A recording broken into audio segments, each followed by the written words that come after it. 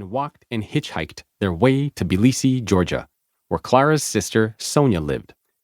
Clara Taxer, who only had 3 years of formal education, found a job as a waitress.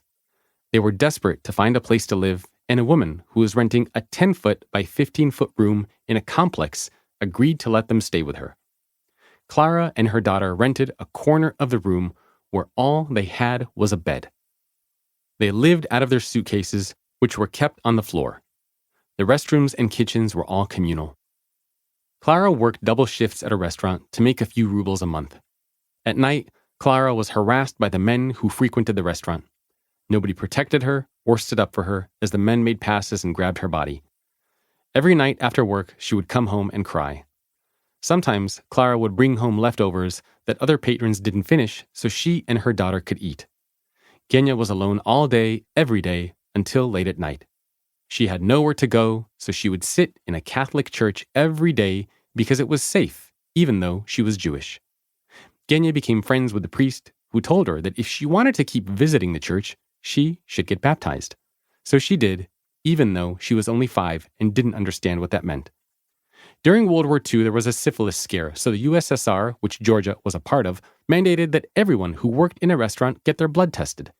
Clara took her daughter and they went to the home of Alexander Drompov and Nina Igiazarova, an Armenian couple who never had any children.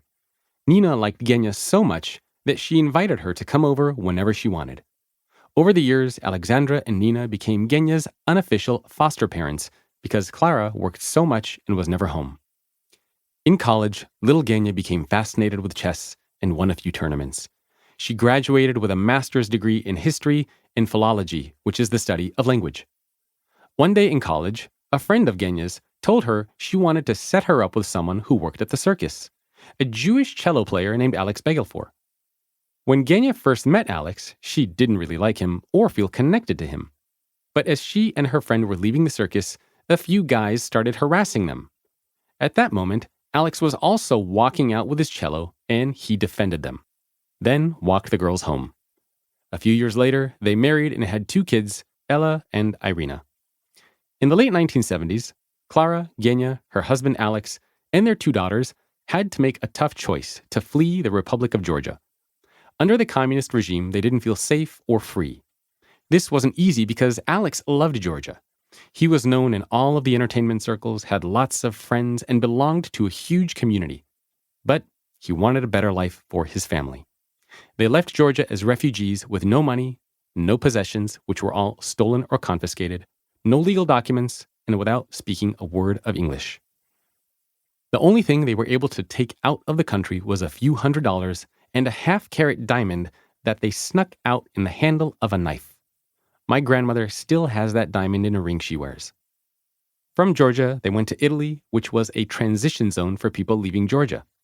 To make money, they sold tchotchkes at a local flea market, but they barely made enough money to afford eating macaroni and spaghetti for dinner.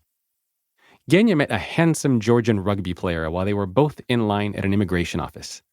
Genya introduced David Mamisashvili to her daughter Ella, and eventually they got married. From Italy, they ended up in Australia, where Alex and his wife Genya worked as cleaners in a chocolate factory.